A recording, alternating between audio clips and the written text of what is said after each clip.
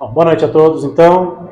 Que a paz de Jesus esteja conosco na noite de hoje. Quem for assistir depois a nossa gravação pela internet, receba as bênçãos de Deus e de Jesus em seus lares. A gente vai iniciar então a nossa palestra desta noite. Primeiramente agradecendo a Deus nosso Pai, ao nosso Mestre Jesus, aos nossos amigos espirituais, para que estejam conosco mais esta noite, abençoando e iluminando cada um de nós, abençoando os nossos irmãos que estão em seus lares, também assistindo a nossa palestra. Cada um receba aquilo que estiver precisando, aquilo que for da necessidade, principalmente do merecimento de cada um. Que os nossos amigos espirituais também abençoem e iluminem todos os irmãos desencarnados que de alguma forma estão ligados à nossa casa, que vieram aqui na noite de hoje, que também sejam atendidos e socorridos nas suas necessidades, que os nossos mentores e benfeitores espirituais possam dar o devido encaminhamento a todos os irmãos que estiverem mais necessitados. Iniciando a nossa palestra da noite de hoje, fazendo a oração de São Francisco, patrono da nossa casa. Senhor, fazei-nos um instrumento de vossa paz. Onde houver ódio, que eu leve o amor. Onde houver ofensas, que eu leve o perdão. Onde houver discórdias, que eu leve a união. Onde houver dúvidas, que eu leve a fé. Onde houver erros, que eu leve a verdade. Onde houver desespero, que eu leve a esperança. Onde houver tristezas, que eu leve a alegria. Onde houver trevas, que eu leve a luz. Ó Mestre, fazei que eu procure mais consolar que ser consolado, mais compreender que ser compreendido e mais amar que ser amado. Pois é dando que se recebe, é perdoando que se é perdoado e é morrendo que se vive para a vida eterna. Que assim seja, graças a Deus. Vamos receber mais uma vez nosso amigo Edilson Ascencio, presidente do Centro Espírita Leonor. Obrigado, Edilson. Bom, pessoal, boa noite a todos. É uma alegria, aliás, é um compromisso já, né? Tem que vir aqui pagar minha conta, né? Então, isso já falou. E a gente tem que trabalhar e pagar com satisfação, né? Pegar o boleto, ir lá no banco e pagar com satisfação. Eu fico me perguntando, alguém já pensou por que o Brasil foi descoberto por portugueses? Alguém já fez essa pergunta? Ou então, por que o Brasil, durante 322 anos colonizados por Portugal, não se fragmentou como os outros países da América Latina? Ou como Portugal, uma pequena nação do continente europeu, conseguiu manter intacto 8 milhões de quilômetros quadrados durante todos esses anos? Né? Então são perguntas realmente assim que a gente fica imaginando quais seriam as respostas. E é interessante que essas respostas a gente consegue até ter uma interlocução nesse livro, né? Chamado Brasil, Coração do Mundo, Pátria do Evangelho, que é o tema da nossa palestra essa noite. Esse livro, essa edição é a 5ª edição. Esse livro foi publicado em 1938. Isso aqui deve ser da década de 40, provavelmente, que eu guardo com muito carinho, né? É uma obra extraordinária, escrita por Francisco Cândido Xavier, através do espírito Humberto de Campos. Humberto de Campos era maranhense, jornalista, desencarnou em 1934, conheceu a obra de Chico Xavier em vida, porque Chico começa a escrever em 1932 a primeira obra, Parnaso de Além Túmulo, e ele faz uma observação muito pertinente com relação a essa obra, né, porque Parnaso de Além Túmulo inaugura a obra espírita de Francisco Cândido Xavier através de poemas, poesias de mais de 50 poetas brasileiros e portugueses. E nas edições seguintes, o próprio Humberto de Campos escreve na obra Parnaso de Além Túmulo. Mas enfim, em 1938, Humberto de Campos vem trazer essa obra que realmente ela tem muitos aspectos interessantes que nós vamos comentar aqui na noite de hoje. E mais interessante ainda é que, em face dessa obra, a família de Humberto de Campos move uma ação judicial contra a Federação Espírita Brasileira e contra o próprio Chico Xavier. Quem vê lá no filme vai se lembrar a presença de um oficial de justiça notificando Chico sobre os direitos autorais da obra, né? Ou seja, eles estavam discutindo se os familiares tinham ou não direitos autorais sobre esta obra. E aí, posteriormente, Humberto de Campos, que quando encarnado assinava como conselheiro X, passa a assinar como irmão X. Mas enfim, ele trata, meus amigos, nesse livro, uma passagem muito interessante, lembrando que Jesus vem ao mundo, vem encarnado, trazer toda aquela mensagem do Evangelho, do amor e de caridade, naquela região da Palestina, né? Que hoje vive em pleno conflito. Até hoje vive em pleno conflito. E aí, após 400 anos do cristianismo primitivo, onde a igreja romana já se consorcia com o poder, o mundo vive séculos de trevas, 1000 anos, como propõe a Bíblia, né? E esse período foi um período de obscuridade da terra, né? No entanto, passado esse período, Jesus, governador espiritual desta orbe, faz um convite a um espírito extremamente proeminente, Hilel. Hilel era judeu, foi avô de Gamaliel, que era um grande líder hebreu, que inclusive foi ele que coordenou, que orientou Paulo de Tarso, né? E ele convida Hilel para fazer uma passagem sobre terras ainda não descobertas, né? Visto que a essa época, nós estamos falando de 1370, por essa época, a América ainda não havia sido descoberta, né? Ou seja, ele faz um passeio por essas terras no sentido de transportar a árvore do Evangelho lá da Palestina para essa nova terra. E esse convite que ele faz a Hilel é para que ele pudesse reencarnar em Portugal e desenvolver todo o projeto da expansão marítima portuguesa. Lembrando que os portugueses são os fenícios do passado. Então ele reencarna exatamente em 1370 na pessoa de Infante de Sagres. Hilel agora é Infante de Sagres, encarnado. E ele começa a trabalhar no processo de desenvolvimento da expansão marítima portuguesa.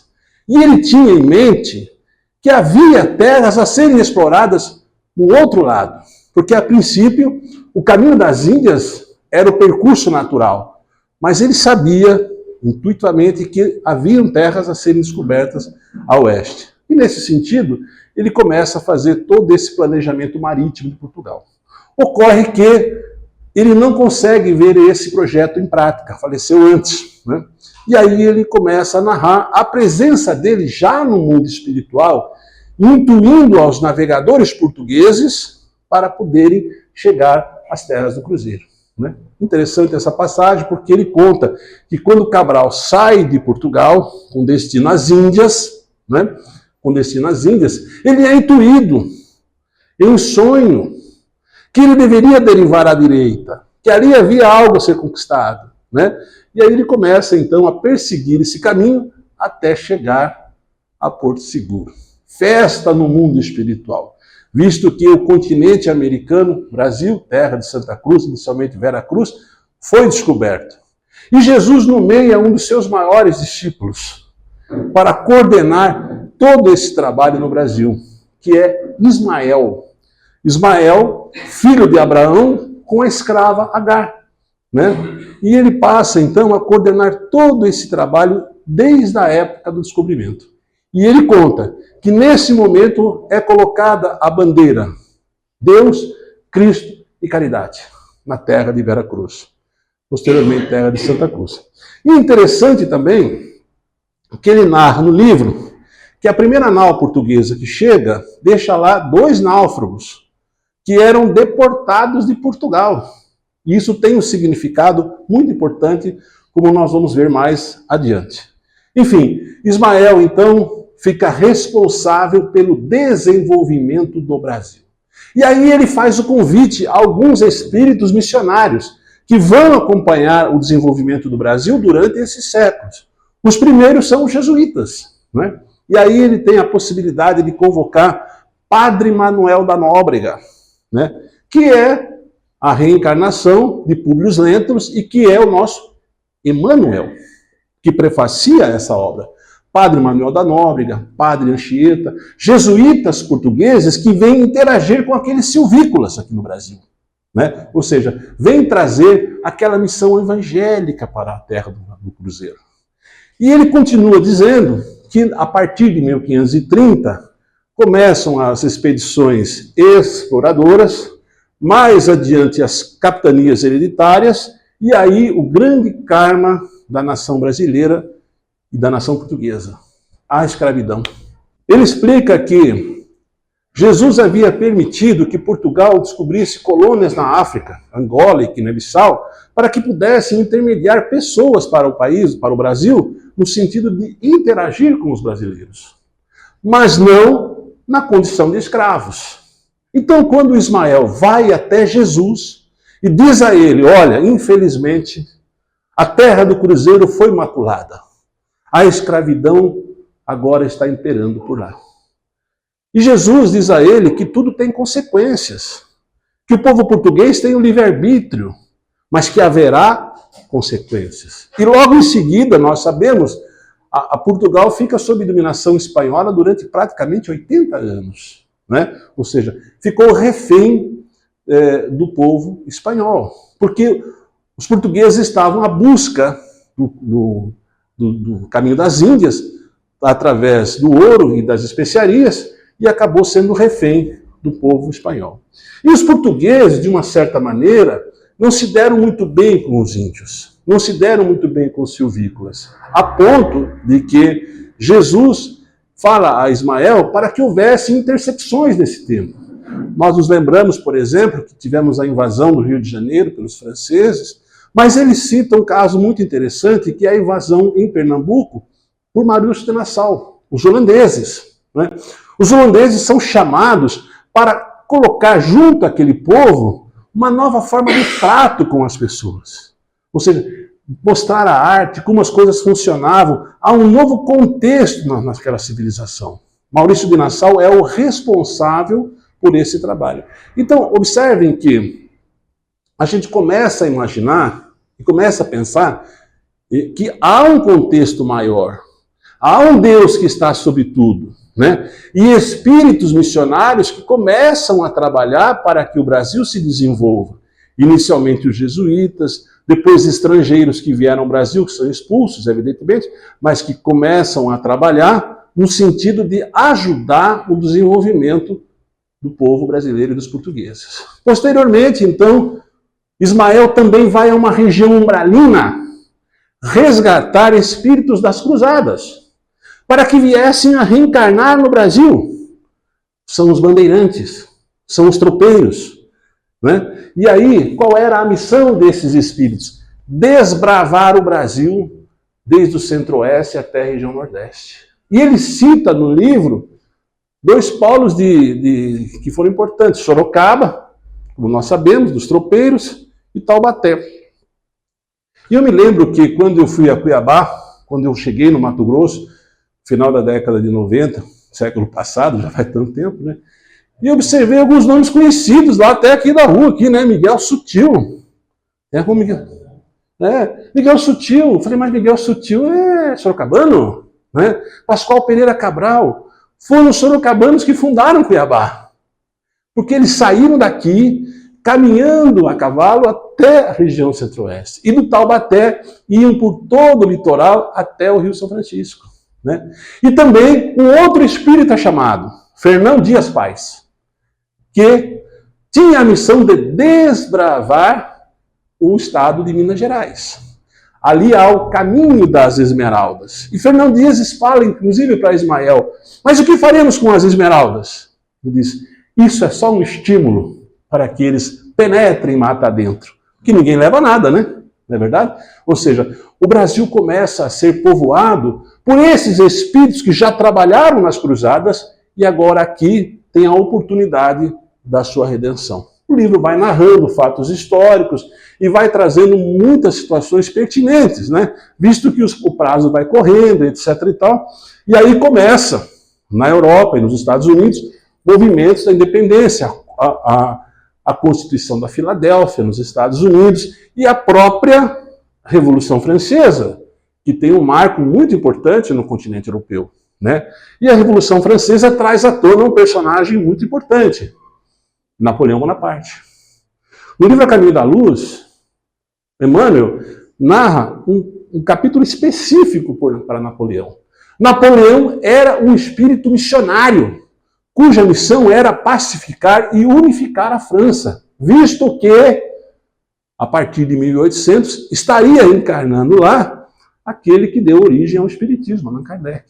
E numa outra obra de Humberto de Campos, ele faz uma menção de uma reunião no mundo espiritual no dia 31 de dezembro de 1799, onde Napoleão Bonaparte, já encarnado em desdobramento do sono, é avisado que, na França, iria nascer esse espírito missionário. E que a missão dele era pacificar aquele povo. Lembrando que quando Jesus chega, toda aquela região também está pacificada, a paz romana, né? Ou seja, era necessário aquele ambiente para que o espiritismo chegasse. E a Revolução Francesa se inicia, com aqueles contratempos todos que a gente sabe, até o ponto de que Napoleão expulsa a família real portuguesa para o Brasil. Dom João, então, não tem a possibilidade de continuar no continente europeu e vem para o território brasileiro. E quando ele vem para cá, com a sua família real e com a corte, nós começamos a imaginar quem eram esses personagens, né? Ele trouxe a mãe, Maria, a louca, a esposa, né, Carlota Joaquina, a infiel, e o filho Pedro, um perdulário. Aí a gente fica pensando que a nossa família tem problema, né? E a família real portuguesa também tinha os seus casos lá. Era difícil a situação lá, né? Até que veio um espírito missionário, tem que ter um, né? Imperatriz Leopoldina, né? Leopoldina de Áustria, um espírito extremamente elevado que vem ao Brasil para consorciar-se com Pedro I.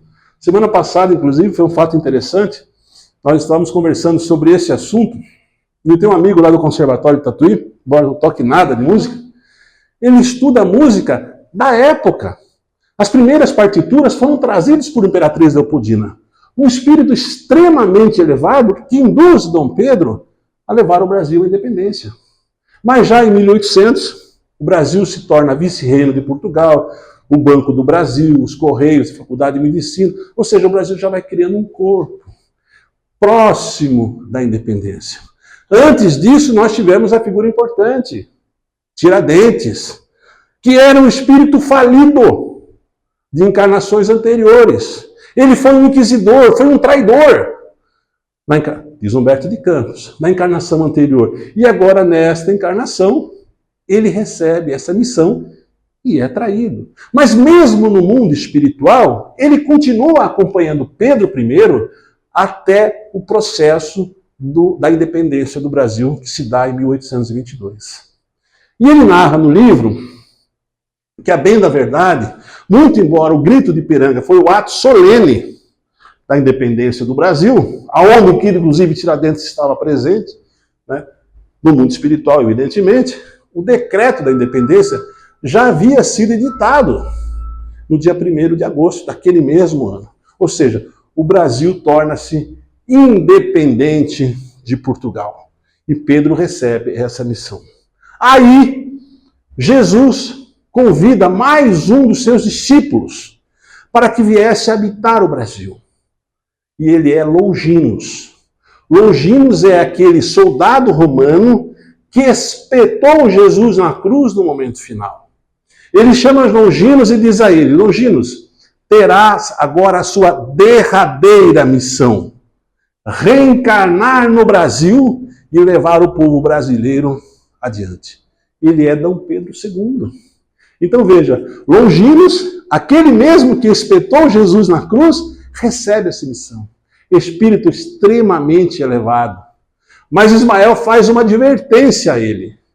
Assim como ele havia usado a espada, a lança, diz a ele: guarde a sua bainha. Ou seja, não leve o Brasil aos conflitos.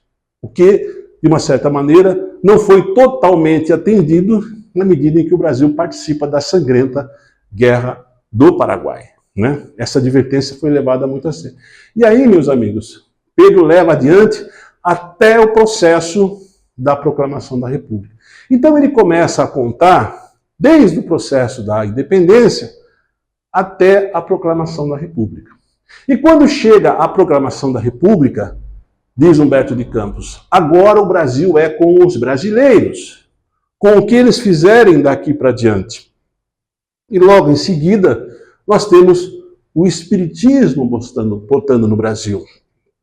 Espíritos missionários que ocuparam a França no processo da codificação começam aqui a reencarnar. Outros espíritos também reencarnam, como Bezerra de Menezes, para trabalhar no transporte da árvore do Evangelho da Palestina para a terra do Cruzeiro. Tanto que o primeiro centro espírita era Deus, Cristo e Caridade. O mesmo lema que Ismael plantou em 1500. Ou seja, o espiritismo vem florescer aquele evangelho aqui nas terras brasileiras. E eu fico pensando, por que o espiritismo não floresceu na França? Por que não se desenvolveu na França, onde foi codificado e pensado, e veio se desenvolver no Brasil? Porque aqui é a terra do evangelho. Não é? Já diria Jesus, eu vim para os doentes e não para os sãos. Então o que nós começamos a observar, meus amigos, é que tudo tem um contexto. Deus está presente no universo e controlando tudo isso, muito embora nós nem imaginemos que isso pode acontecer. E espíritos missionários nos ajudam nesse processo de evolução. Quer seja na música, nas artes, enfim, estão trabalhando para a evolução do globo. E aí aparecem esses outros espíritos, como o próprio Francisco Cândido Xavier. E aí nós ficamos pensando, o que é o Brasil? Quem são os brasileiros? Senão aqueles que muitos provavelmente falharam em encarnações anteriores e têm a oportunidade de reparar aqui, na terra do Evangelho. Aonde que nós fazemos as nossas reparações, se não no nosso lar, na nossa casa, com aqueles com os quais nós erramos em vidas passadas? Nossa casa. Ou seja, o Brasil, a terra do Evangelho, é a oportunidade que todos nós estamos recebendo para fazermos as nossas reparações. Ele diz, o Brasil é de fato o celeiro do mundo. No entanto, é um hospital de almas. É uma possibilidade que nós estamos recebendo para reparar os nossos erros, com essa miscelânea de povos. E aqueles 2 náufragos lá, da primeira embarcação, já representam esses espíritos. Ou seja, espíritos degradados de outras partes dessa orbe que começam a participar desse processo. Né? E aí quando a gente olha os políticos, que foi nós mesmos que elegemos, nós vemos que eles fazem parte dessa sociedade. Que muitas vezes são espíritos doentes que precisam ter a oportunidade da reparação. Ou seja, estão aqui para reparar os seus erros. Eu me lembro de uma obra muito interessante chamada Getúlio em Outro Mundo, que conta a história de Getúlio Vargas no mundo espiritual, após o desencarne dele. Né? Lembrando que Getúlio chega ao mundo espiritual numa condição difícil, ele se suicidou. Né? E sabemos as consequências que é o suicídio para o espírito encarnado. Em se suicidando, ele chega numa situação muito difícil no mundo espiritual. É amparado, inclusive, pela sua esposa. Né? No entanto, ele não consegue compreender esse processo do desencarne. Por que ele estava passando por aquela situação? Ele advoga por si mesmo e diz, olha, eu fui o pai dos pobres. Eu fiz a carteira profissional, eu fiz férias, etc. E é uma verdade. Dito Getúlio, tudo isso que você está falando é verdade.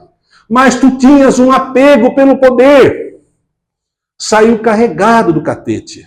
Ou seja, ele estava aficionado pelo poder. Ou seja, tinha consequências disso tudo. Então todos nós que estamos aqui no Brasil, ou seja, que participamos desse processo de evolução espiritual, fazemos parte dessa evolução.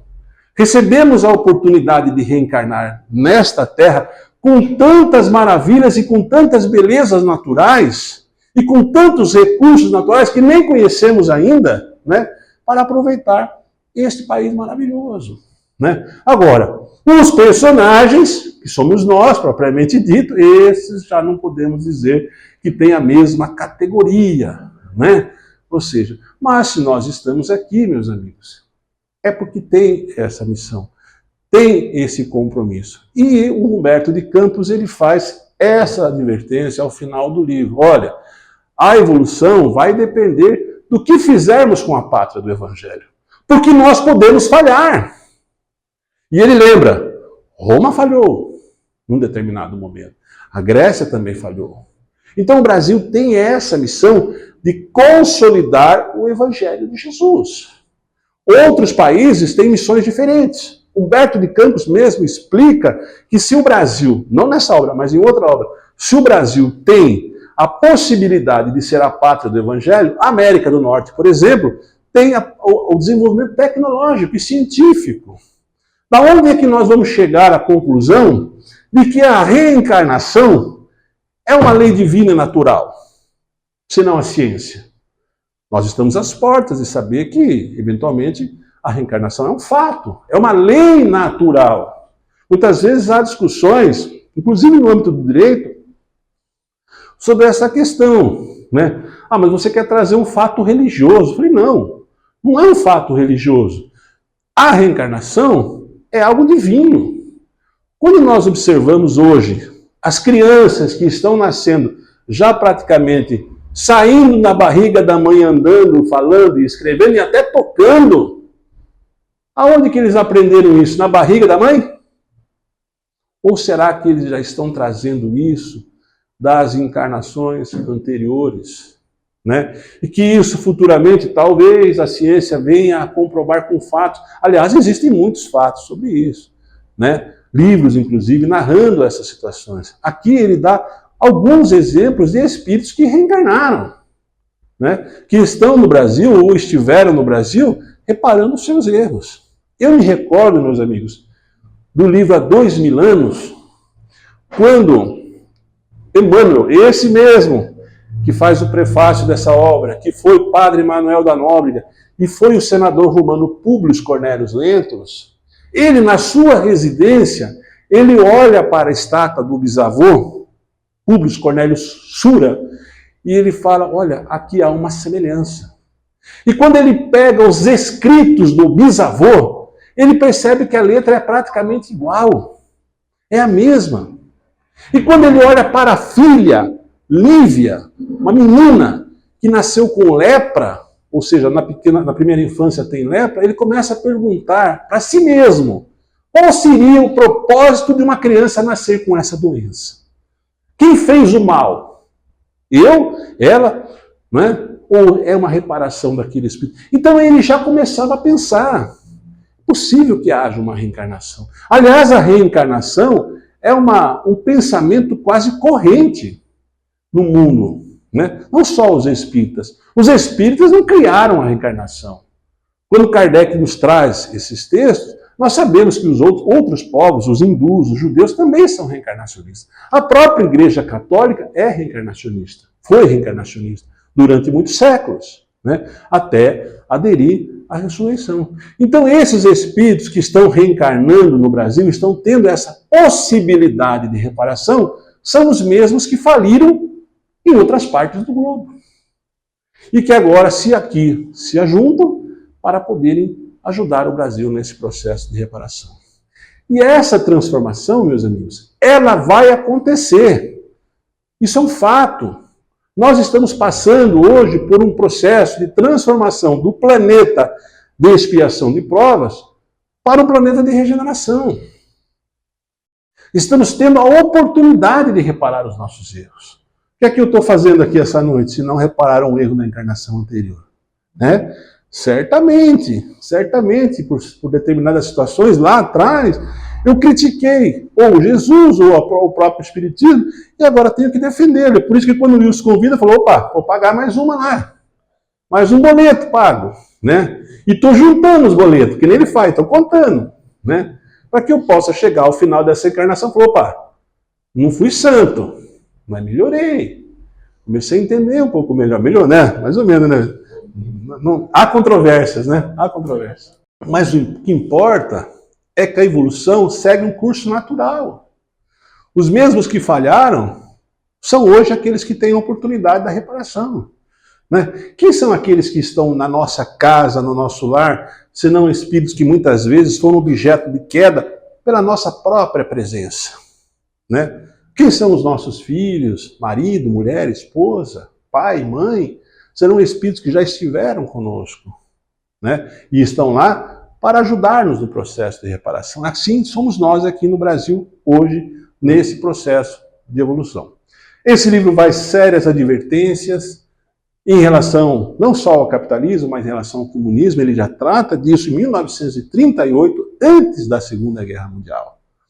Ele fala, inclusive, da importância do dinheiro, da maneira como o dinheiro tem que circular para que todos tenham essa possibilidade de receber os recursos que a Terra dispõe. Aliás, lá no livro A Caminho da Luz, o livro de Caminho da Luz é de 39. Ele faz uma advertência.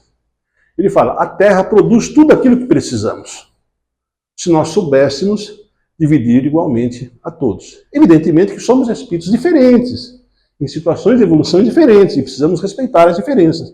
Mas, se pudéssemos entender realmente as necessidades do próximo, talvez houvesse menos desigualdade, né? Mas isso não é uma tarefa só dos governantes, é uma tarefa nossa também.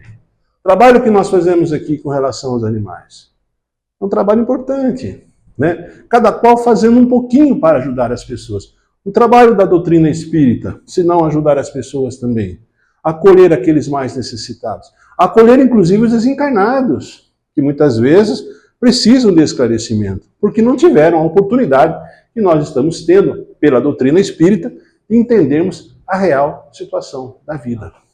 Nós não somos donos da verdade, mas nós estamos trabalhando para sermos melhores. E se nós compreendemos o Evangelho de Jesus na sua essência, não haveria necessidade de haver religião. Porque ele diz, amar ao próximo como a si mesmo. E Kardec diz, fora da caridade não há salvação. Veja, uma obra que tem quase 80 anos, né? Que traz aspectos muito interessantes, muito importantes, que nos pensa e nos faz entender que nós não estamos à deriva no mundo.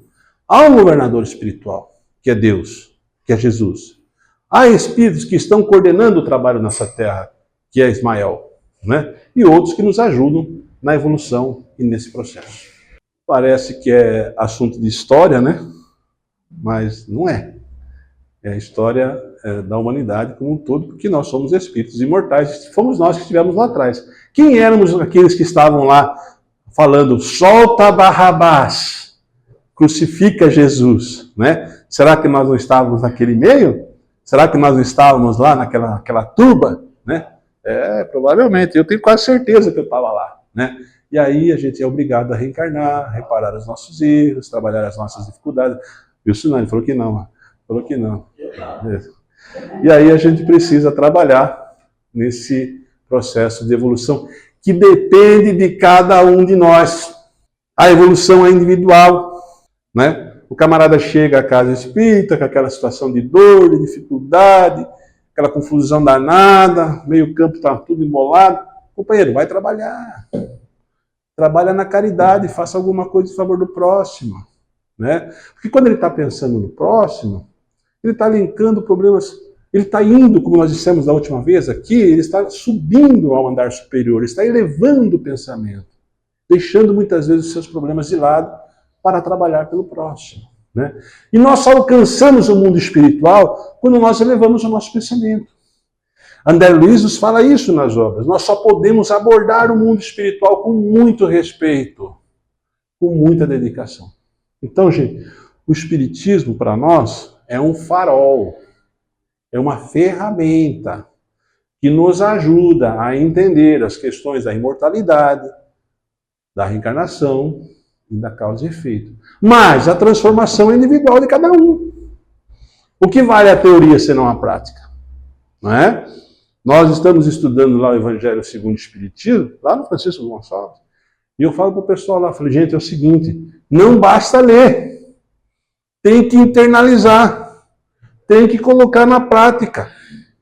E eu me lembro do Oscar, que era jogador de basquete, que ele falava que quanto mais ele treinava, mais sorte ele tinha. Ou seja, precisa treinar, precisa aprender. E aí acontecem as dificuldades, as dores. E para que nós temos, então, a teoria? Para colocar em prática. Olha, o livro é extraordinário. O livro é fantástico. Aliás, o Chico Xavier, ele escreveu sobre tudo, né? Ele escreveu romances, poesias, obras infantis, obras científicas. Essa que é uma obra meio histórica, né? Que dá uma narrativa histórica. Imaginem que ele tinha 28 anos quando escreveu essa obra. Né? Que espírito é esse? Ele começa narrando justamente sobre isso. Ele fala assim, por que o Brasil foi descoberto pelos portugueses? O povo mais humilde da Europa. Né? Porque tinha um sentido trazer o evangelho para cá. A Inquisição estava imperando nos outros países. Né? Na Espanha, na França. Então, assim, há uma situação que tinha um nexo em relação a isso. E eu me recordo de uma palestra do Divaldo Pereira Franco, que ele fala, inclusive, dos karmas coletivos. Né? E quando ele fala, por exemplo, da Guerra do Paraguai, que foi, vamos dizer assim, um erro de Pedro II, em que ele fora advertido para que não entrasse no conflito, e nós olhamos hoje a usina de Itaipu, que gera energia para o Paraguai, né? Divaldo Pereira Franco fala, o Brasil assumiu um karma com os paraguaios. Né? E hoje, repara, mandando energia. Entende? Então, quer dizer, tudo tem um sentido, tem um nexo causal nessas coisas, né? Só que a gente não consegue, pela nossa pequenez e pela nossa ignorância, perceber, acha que o mundo está à deriva, né? Quando a gente assiste a televisão, a gente fala, o negócio está azedado, né? Então, assim, karma coletivo é o karma daquele povo, daquela nação, né? Que ele promoveu e que depois ele tem que resgatar. Né? Então, quando ele fala da escravidão, ele fala, esse é um problema dos portugueses. Porque os portugueses é que estavam à frente do Brasil à época. Né? Porque aqueles irmãos africanos, eles deveriam para interagir com os brasileiros.